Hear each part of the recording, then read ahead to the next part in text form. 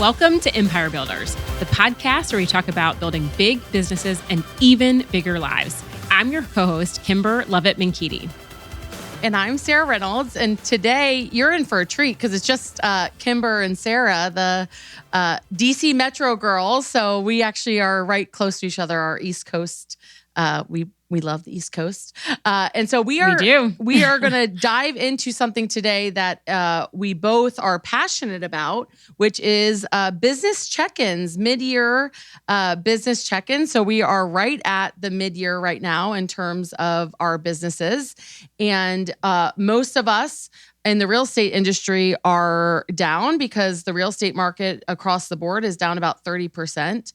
And what do you do when you're not on track for your goals, right? So if you're at mid-year and you're not on track for your goals, what are some action items that you can take right now to get back on track? Because the year's not over. And so don't give up. You set a goal. There was a reason that you set a goal. And so what are some practical things that you can do right now if you're not on track for your goal? So that's what we're going to be talking about today. I love it. And I think it's such just an important topic, right? A lot of times we just roll through and maybe you stopped looking or you stopped tracking. So some of it's like, go get your tools, go get your numbers, go get your multi-year trend. Like, where are you each month? Actually look at it. It's like, we're telling our clients, the credit report doesn't change just because you don't look at it. So you got to check the scoreboard, look at it so that we can get real about what you need to do to actually hit those goals that you set for yourself. And I'm guessing that the majority of our listeners, like myself, are not on track for your goals. And we want you to know you're not alone. And it's not about whether or not you are or off track in terms of on your goals. It's what you do about it when you know that you're not on track, right? Thomas Edison, there's a quote, he said, "Our greatest weakness lies in giving up. The most certain way to succeed is always to try just one more time." Try one more time. When they study him, that's what they say. He just would not fail. He would not give up. And that's actually what was his superpower, not creating the light bulb, but instead not giving up. And so don't give up. Our business is down compared to the same time last year. We're not on track for our goals. And so these are the practical steps. We're going to go over 6 steps today on what you can do. And I know that that's what our team is doing right now. I know Kimber's as well. And so we're going to get into some tactical things today in terms of what you can do. I love it. And I am exactly where you are, Sarah, right? Like, we're down both across the businesses. And I think also personally, like, this is a great time. Maybe you're not. I talked to an agent a couple days ago and he was like, "I'm not off track at all." And I'm like, but what about the other set? Like, it's often more than just your business goals. Where are you on your wealth building? Where are you in your personal? Where are you in relationships? Mid-year check-ins extend beyond, right? So I think this first one, when you think about step 1, is check your mindset. Like, it always starts on the inside before anything shows up on the outside. And I love the quote, right? Whether you think you can or you think you can't, you're right. So are you struggling with a limiting belief around your goal? Did you really believe it? Like, right? Did you come out of the first quarter and you're like, "Oh my gosh, the market's down 30%. Like, I just can't do it." And Sarah, you said something so beautiful, which is there was a reason why you set that goal. So Go back in and revisit your why and your mindset about what's happening and your ability to actually do it. Yeah, I think we're having a lot of conversations at Empower Home about this right now in terms of in the beginning of the year when we started seeing the decline in the market in terms of number of people moving. I said to the team, you got to double your activities, right? The only way to still hit your goal is to double the activities. And then now we're starting to see a mindset shift around it. So checking your mindset and then taking action, like, because you have that why behind you now. So reiterate with yourself in terms of the why you set the goal to begin with, and then take action, which leads us to step 2, which is a big part of what I'm talking about here in terms of step 2 is you've got to increase lead generation. You've got to increase lead generation. So if your business is down, the best way to solve that is to get on the phones or get face-to-face with more people. And are you willing to do that? Meaning you need to be willing to do it, right? So check your mindset, check your why, and then take action in terms of lead generation and adding more conversations, getting in front of people more, blocking, being protective of your lead generation time, right? I mean, you can mess up the rest of your day, but if you protect those 2 to 3 hours every single day, the rest of your day will take care of itself as long as you do the most important things. So look at your calendar. Do you have it time blocked, and are you truly protecting your lead generation time? Oh, that's so good. And I think so often because we've maybe business was coming faster without the lead generation in the last couple of years. So I think that point there, like doubling down. A lot of times we're like, no, it took if I lead generated for 2 hours, I got to what I needed to hit the goals I set for myself. And we're in a world where maybe you have to double that. Maybe you have to add an extra day. Maybe you have to add more activity to get to the same result. But at the end of the day, it's going to allow you to get to the goals that you've set for yourself. So that's such a critical one. Absolutely. So once you're there, right, and you've added your lead generation, you've checked your mindset. Step 3 is inspect what you expect. This is when you go in and you look at your numbers. You really dive into the areas behind like your goals and your business. Do you know your numbers? And was the goal smart, right? We really think about, was the goal specific? Was it measurable? Was it attainable? Like, right? Are you able to really achieve it in that way? Can you really track the goals and really make sure that your team, especially if you're leading a team, right, that everybody's clear in every single position what they need to be doing to be able to achieve the goal? And then this one I think is so critical that you're fully inspecting it. I found that as a leader, often the place that I would fall down is the consistency in the 411, like our daily or weekly huddles and check-ins around the goal. And that conveys a message to the team when we're not having those conversations. So if you're erasing the conversations around accountability, get those back on your schedule, because that's the question, right? Your team's going to look to you to set the pace and the standard for what's important. So true. People don't do what you expect, but they will do what you inspect. And we had a big, one of my area, I look at these steps and apply these steps just as we're teaching them today on the podcast. And so one of the practical things that we've been doing is I've been inspecting all of our lead generation pillars. And I was in a marketing meeting with our marketing leaders, and they pulled up an email that we had sent out, and it was a really great email. And I asked about the results, and the results didn't make sense to me. And so I said, let me see what the consumer sees. Right? I want to test the whole thing. I want to inspect the whole thing. Let me see what the consumer sees. So they pull it up, like the consumers saw it. And what they had presented to me was I didn't see the reply email. So when someone replies asking a question, what is the email that shows, right? This is getting into the nitty gritty of this, but I'll do my best to explain. But so when I saw it as a consumer, I saw the email that it came from. And I said, oh, who's manning that email? And my leads and database director said, well, the leads and database team. And I said, oh, okay, can we just check? And let's inspect it. And we found out that email was not being monitored. And so, of course, the results were not what we wanted them to be. We weren't responding. It was mortifying. It was a very stressful meeting, but it was discovered because I inspected what we expect, meaning if there's a problem, so if the numbers aren't making sense, if something isn't adding up, get into it with your people. Don't just accept what they tell you. Inspect it, and what you're going to find, they didn't intend to miss it. It wasn't an intentional thing, but because no one was inspecting it, we missed it. So don't.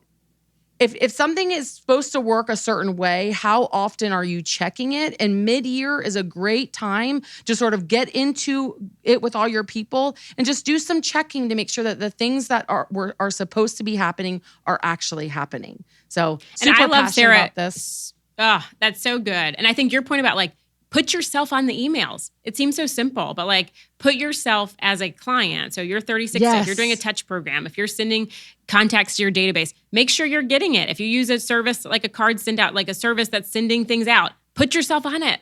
So you can catch if something is like off in a message or something visually is off, that you get to see it the way the consumer sees it.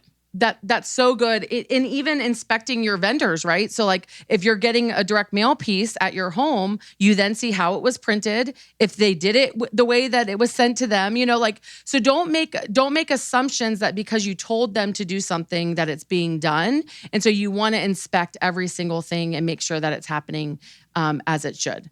So step four, inspect what you expect is probably my favorite out of all these steps. And my team listening is probably like, of course it's her favorite. Of course it's her favorite. Well, and you have to kind of detach the emotion, right? Like I love that you said it was a stressful meeting, but like it's not like a gotcha, because you're right. Nobody intended to drop the ball, but sometimes I think that can be how it feels when we're coming in and expecting, but really creating space for people not to feel defensive about it, but to just sort of uncover and unpack, because that's how a lot of times we it's that leakage, right? Yes. That's happening over time, especially when it's like, oh, we've always done it this way, or we always have it that way. Or of course that email goes out. Of course our like anniversary email goes out. Well, what happens if like you change CRMs and nobody uploaded Like there's all these things that just happen. Yeah. In the Ultimate Sales Machine book, they say that everyone forgets their job every 3 months. So don't take it like, it doesn't mean you have a bad hire if something wasn't happening the way it's supposed to. What matters is something happened in the system or process where that needs to be addressed. And that's what happened in our case. So such a good point, Kimber. Step four, you want to review all missed opportunities. So if you're tracking, and we hope you are tracking, we have multiple episodes on tracking numbers, and we can put those in the show notes for you. But if you're tracking your numbers, and we hope you are, then you want to look at the missed opportunities. So what are conversations that you've had or that your team has had with people in the real estate world that maybe are looking to make a move, but we weren't able to get the appointment? Can you call them again, right? Who are some people that you met with over the last year that haven't yet pulled the trigger? Get in front of them again.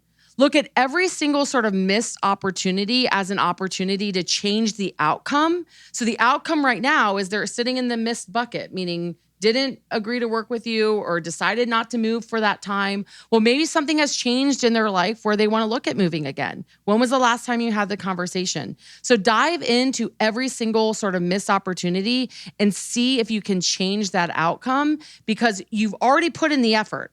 You've already typically spent either money or time to generate the lead or relationship, right? You already spent money or time talking to them at least once or twice. Can you dive a little bit deeper in that relationship to maybe change that outcome? So don't give up on your leads. Don't give up on your potential clients. Give it another try. Reach out to them another time. Well, it's like every no is really a not yet.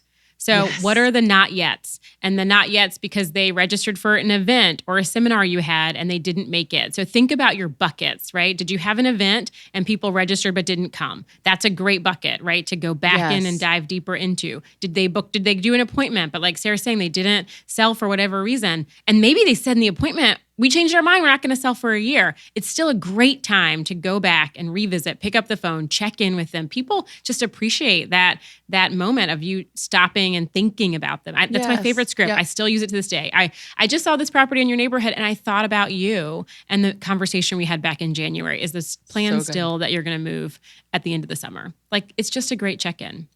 So I think that's a fun one.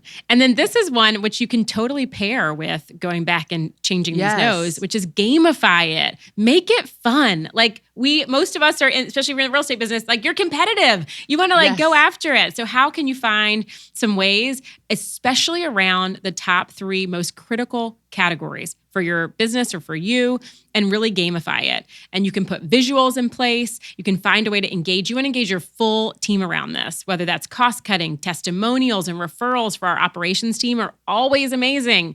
And they love being able to generate that. Have a leaderboard. Really, I think visually putting it in front of people at least once a day, right? Minimum a week, but I think daily, putting that visual daily in front of everybody. And then the last one is like, make it a prize. What gamifies it is that there gets to be bragging rights and there's a winner. Yes. And it doesn't have to be like a trip to Hawaii. Like it could be lunch with you as the founder. It could be something like really fun, an experience that they couldn't buy. And what does that look like? And how do you actually create that kind of a win opportunity on your team? Yeah, I love that. We just implemented that this week with all of our sales leaders with the missed opportunities. So you take the missed opportunities. Our operations team is printing out all the missed opportunities. They're going to everyone on the team. And then we're having a leaderboard of over the next 30 days, who can turn the most outcomes. And so every day we're making calls, and then the leaderboard is who had the most conversations with missed opportunities and who actually changed the outcome. And so you can take the steps we just went over and then gamify sort of each one to make it fun. Even if you are more solo, let's say you don't lead a team and it's you, gamify it with yourself, right? So every time you get a no, celebrate the no, right? Every 4 no's leads to a yes. So make a game around getting a no, right? We have like bingo cards that we do sometimes with the team. So any type of generating sales games and making it more fun will always help your sales team and your entire team stay more engaged. And then also you stay more engaged, because it's just, you can make anything more fun, people will stick with versus so serious. So make it fun. And I think that goes across business and in life, right? Like if you're trying to increase your activity, if you're trying to increase how much you're working out, if you're trying to increase like your net worth and get a tracker, like I think being able to think about, again, when you look at those 3 critical areas that you want to move in the back half of the year, when you're thinking about what they are, think about how you could gamify them and bring at least one other person in. You don't have to have a team, right? It could be somebody else in your office, but being able to do that in a way that gamifies it. So true. You did that with our Peloton app. I did. I loved when you shared that with me. It inspired me so much, Kimber, because we both do Peloton, and I had never paid attention to the check boxes in the app. And so you shared you wanted a check every day, right? I do. I'm doing it right now. Okay. Yeah. You're continuing it because you gamified it for yourself, right? Mm-hmm. And so making sure that a check shows up on her Peloton app every single day that she moved her body. And so you can do it with all aspects of your life, of your business. And so I love that. Step 6, which this is absolutely my favorite one. I know I've said that a couple times, but this for sure is. Okay. You want to lean into your circle, your tribe, your people. You need accountability when your business isn't where you want it to be. First and foremost, you need to recognize it, right? With your mindset, you need to go all in with taking action, but you must surround yourself with some form of accountability and also people cheering you on, right? And helping you. And so are you leaning in to your people? I remember I was struggling about a year ago, and one of our circle members kept insisting on me having lunch with her. And I was like she was hounding me. This was Sue Adler. And she's like, I've got to spend time with you. I've got to spend one-on-one time with you. And I was like, okay. Other stuff kept coming in, not on purpose, but other stuff kept coming up. So we finally sit down for lunch, and she said to me, I noticed that you're retreating from our circle, meaning you're not leaning in to the circle as much as you used to. And my guess is that you're struggling, or you're feeling like you might be dealing with things alone. And I wanted you to know I'm observing it, and I want you to know we're here for you.